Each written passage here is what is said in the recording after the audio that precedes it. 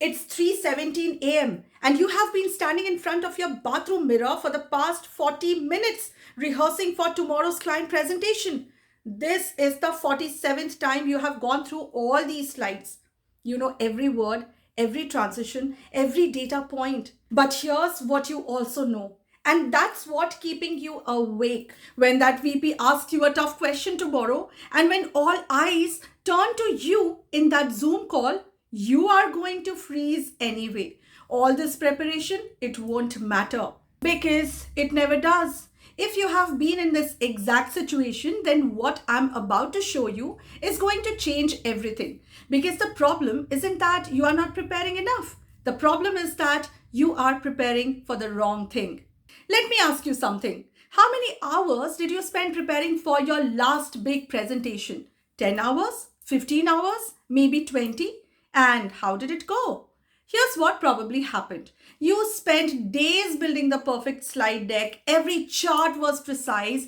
Every data point was verified. You rehearsed the flow over and over. You timed yourself. You even made your wife sit through it twice. You went to bed feeling prepared and ready. And then the meeting started.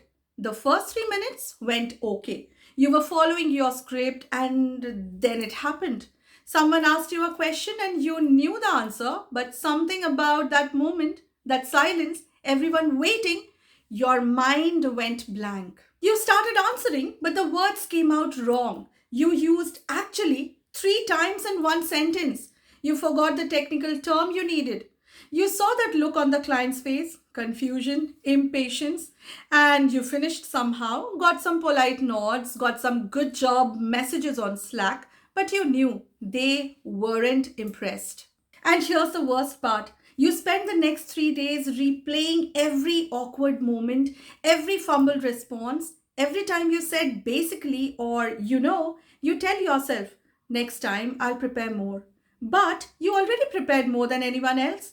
That guy who presented after you, he spent 2 hours on his deck, didn't rehearse. He told you he wings these things and he nailed it. He was smooth, confident, made it look effortless. You're sitting there thinking, I'm smarter than him. My content is better. So why does he make it look so easy while I'm having that breakdown at 3 a.m.? Here's why. Because preparation and performance are not the same thing.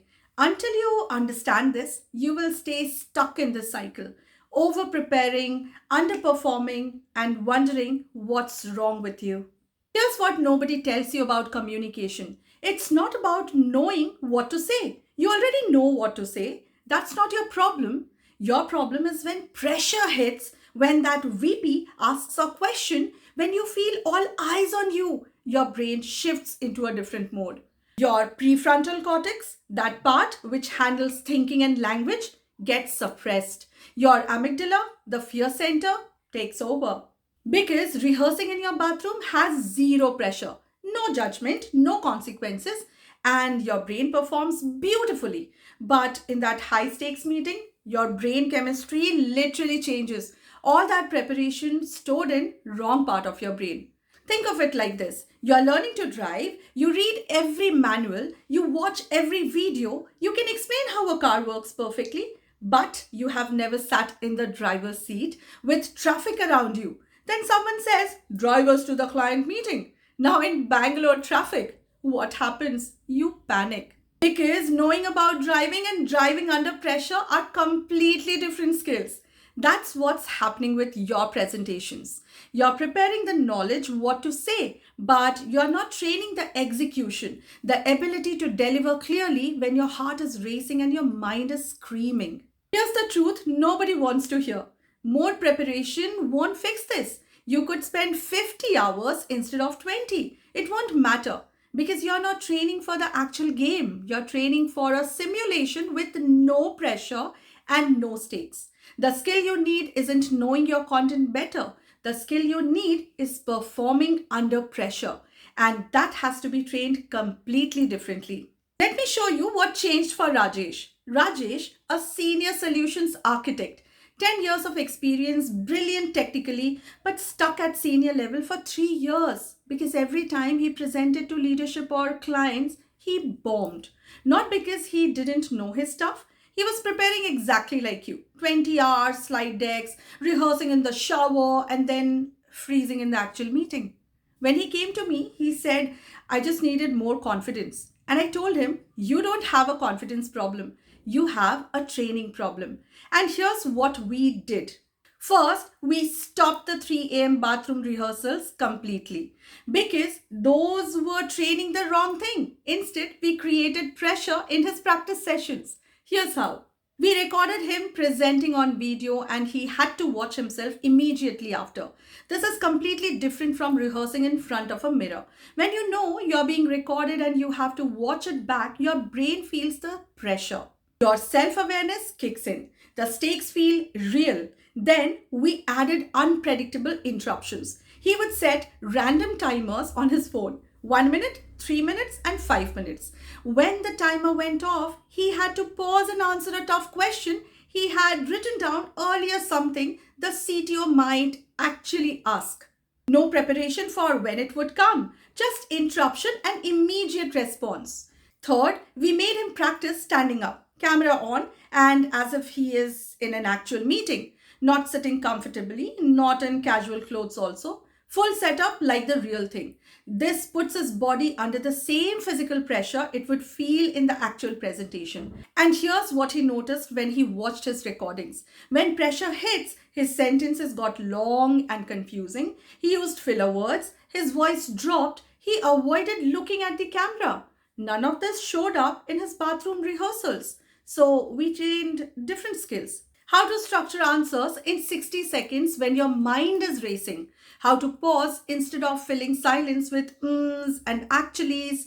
How to recover when you lose your train of thought. And how to control your breathing so your brain stays calm. He practiced this way for 2 weeks. Not 20 hours alone, 6 focused hours with this pressure-based method. Then he gave that presentation to the CTO. 3 minutes in, the CTO interrupted with a challenging question. The old Rajesh would have panicked. Instead, Rajesh paused, took a breath, used the framework we practiced. He gave a clear answer in 60 seconds. The CTO nodded. Good, continue. Rajesh told me later that moment changed everything. I realized I can actually do this. That presentation led to a major client assignment, which led to a board meeting and which led to his promotion to principal architect within 6 months later. Not because his technical skills improved, because his performance skills improved. So here's where you are. You can keep doing what you have been doing. Preparing obsessively, rehearsing alone, hoping this time it will be different. Waking up at 3 a.m., spending 20 hours on preparation while someone else nails it with 2. Watching less capable people get promoted because they present better, or you can do what actually works. Train for performance, not just preparation. Practice under pressure, even if you're alone. Build the skills that let you access your knowledge even when stakes are high. Become the person who makes presentations look effortless, not because you are winging it, but because you have trained the actual skill. Now here's the interesting part. You know why Rajesh's presentation actually worked with the CTO? It wasn't just because he trained under pressure. It's because he learned something most technical people completely miss. See, when you are nervous and focused on yourself, on not messing up, on remembering your points, on looking confident, you forget the most important person in the room, the person you're presenting to. You are so focused on what you are saying, you forget who you are saying it to. And that's the real problem. Because the most powerful communicators don't just deliver information clearly, they connect with the person listening. I have made a video called The Most Underrated Skills in Business Communication, where I break down exactly what the skill is. It's something 90% of technical professionals ignore. But the ones who master it, they don't just present well, they influence decisions. They build trust, they get promoted. The link is there in the description. Watch it next because here's the thing. You can train yourself to perform under pressure. That's step 1. But if you want people to actually listen to you, trust you, and act on what you're saying, you need this one skill that changes everything.